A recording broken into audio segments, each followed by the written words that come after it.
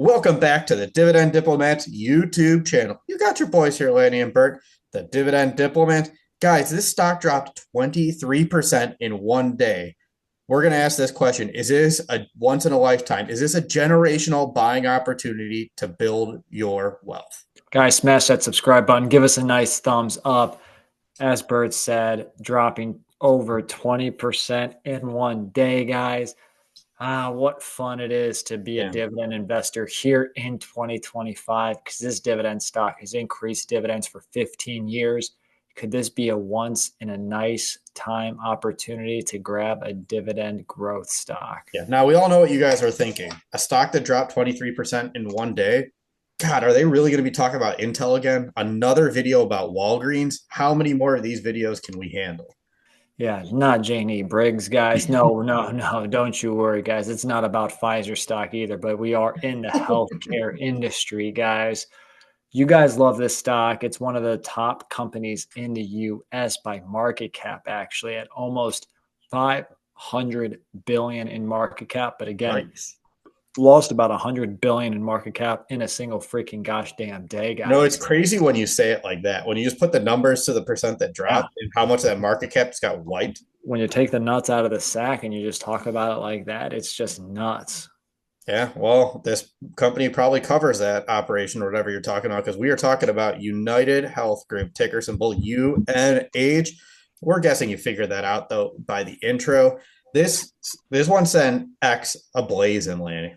The minute Blaze. in the pre-markets, everybody was talking about how UNH was down 23%. UNH was down 23%. Let me tell you, their earnings weren't bad, but it was the guidance that really dragged the company down. So let's just first get through the earnings. They Yes. missed on EPS, $7.20. Yeah, 720 versus 727. Narrow miss. Who cares? Revenue 109.6 billion versus expected of 111 billion. Who really cares? It was the guidance, Lanny. It was the mother effing guidance that really The killed them. guidance, guys, Yeah. those forward lurking guidance is what's been shaking and baking the stock market because everybody's on the edge of their seat to see. Again, most companies, it's how are the tariffs going to impact you? But in this case, it's not so much tariffs, but it's really related to the Medicare cost. And then, really seeing what's going on from the previous administration's costs that they're now saddled with. Because, Bert, yeah, what did happen to their guidance? Where were they and what did they now say? All right. So they were at $29.50 to $30 was their expected earnings going into the earnings release. So pretty good. Pretty good. Then Julius Caesar said, get them out of here. Kill that guidance. Bring in the new one of $26 to $26.50. Holy cow. That's well over a 10% drop in guidance right there. And we'll run it through the metrics Yeah, and it's show a you a little bit 10% later drop. on. But Bert, a 10% drop in guidance, but it had a 20% drop in share price. Yeah. People really didn't like the news. And you're absolutely right. It was expected increased costs in Medicare. They had more seniors enrolling into their plans. More Medicare costs are going to get passed along to United Health. Higher distribution costs as well through their Optum, which delivers that. I'm not going to pretend like I'm some expert on UNH before that. That's just what I read in the article. So higher costs, higher usage, previous fraud costs from the last administration getting passed along resulted in it just getting crushed. So where do we go from here? Well, I guess the only way out of this, Lanny, is UNH is going to say we're going to eat the costs or we're going to pass the cost along to the customers, right? Like we're either going to cover less people that are expensive or we're going to pass the cost along. And that's a really tough situation for a company that had gone through some tragic news before with their CEO, right? Driven by a lot of this conversation of how they're going to have to get out of this guidance hole that they just found themselves in. Yeah. It's a really unfortunate situation. A lot of headwinds here. Obviously, yeah, the whole CEO incident, guys. They got higher costs that they're expecting, as Bert said. The group delivery not working with them, the policies by the prior administration working against them. The demographic with their membership base is working against them. So, yeah, a lot of headwinds, reducing guidance, reducing share price. But the question is, guys, what we all want to know is this a great time to buy this dividend stock? They are 10 years away from being a dividend aristocrat stock. Again, they've been increasing the dividend for 15 years. There's heavily concentration in a lot of ETFs. For the ones that Bert and I own, VIG 2.5%, VOIM 2.5% concentration. But there are some other big Oh, ETFs. Gosh, their Pro Shares, Ultra Healthcare has got an 8% allocation. The Dow 30 covered call ETFs got, another 9% allocation. The Spider Dow Jones Industrial ETF obviously has a 9% allocation.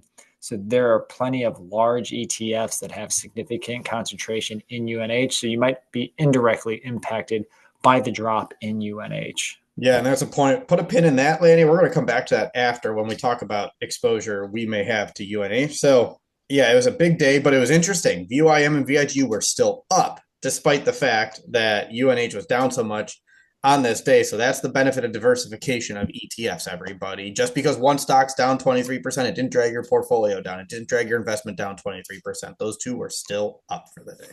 Still up, guys. We're going to run them through the DD screener, focus on the PE, payout, and dividend growth. We'll look at the dividend yield. That first metric, guys, again, now trading at $454.11. Man, they're getting into ELV, Elevance Health territory here, but EPS will use 26, the bottom of the guidance range.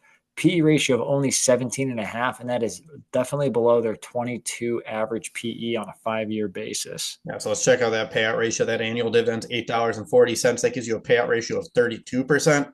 Very safe dividend, below our 40% threshold, which we'd like to see, what we consider perfect. So in theory, if you shock it a little bit here, if they cut earnings by 50%, that payout ratio jumps up to 64%. So they're still in a good spot. If earnings misses their reduced amount, they still have plenty of room to keep covering that dividend. That's what you want to know right now for UNH.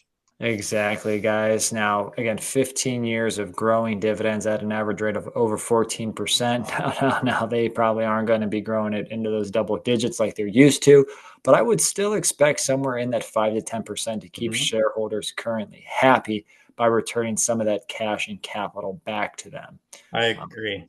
I very much agree. Go ahead, Chico. Yeah, that dividend is 1.85% landing. UNH's dividend is closing in at 2% here very soon. So if it keeps falling, you might see a 2% dividend for UNH, which would be nuts. Let's see at 2%, guys. Again, way down, but they're still up 56% in the last 5 years, despite the plunge of 22%. They're actually still down 5% since last year. Again, trading at $454, Bert. What are you thinking here? All right. So I kind of tipped my hand a little bit here for UNH. I said I like them. Yield at 2% will become a much different story for me. They're still not quite there. Yes, they are at 52-week lows. They're pretty much below where their lows were in January after the unfortunate news with the CEO and all the other stuff going on. But are they the cheapest stock in the world? Absolutely not. But are they at a discount compared to where they were? Yes. Is the dividend safe? Yes. But let's be real. This is the start of a year. There's a lot that can still go on with Medicare. There's a lot that can still happen. Like just because it's cheap now doesn't mean this is going to be a quick pop. It could be. I could be completely wrong on this, but it seems as if some of these headwinds they're facing are going to be persistent throughout the year. I don't think this is going to be the only time we're going to be seeing UNH in some trouble here for this. So once I think it will hang around a little bit. But again, in this day and age in the stock market, take advantage if it's an opportunity. If you want UNH, take advantage of it right now. If you own UNH and you want to average down your price, this could be a great time to do so. Yeah. And in the meantime, you know what the beauty of this is? Lanny buys VIM every week. I buy VIG every week. Lanny buys VIG every day. We're taking advantage of this every time through the purchases of our ETFs too. That was the point that I said I was going to put a pin in later. Might not be buying UNH as an individual stock, but you're at least going to be buying them as a part of the ETF to take advantage of these lower stock prices if it doesn't hit that entry point for an individual holding for you. Exactly, guys. So let us know. Are you buying UNH stock? Is this a great stock to buy in your opinion? For me, hey, I'm not looking to add a current position, but I could see why you would want to buy it. And for those ETF investors out there, you're going to get exposure more than likely no matter what. Yeah, if you let us know what you think about UNH. Is this an entry point for you? We get it if it is. If it's not, tell us why and tell us what your entry point is for this stock that is down 23% in 1 year. Guys, subscribe, like the video. We got one thing left to tell you, jabronis, as we head into this big WrestleMania weekend. You're either with us or you're against us, Jack. That was Bert the Hurt and Lanny from the Dividend and Diplomats. Over and out.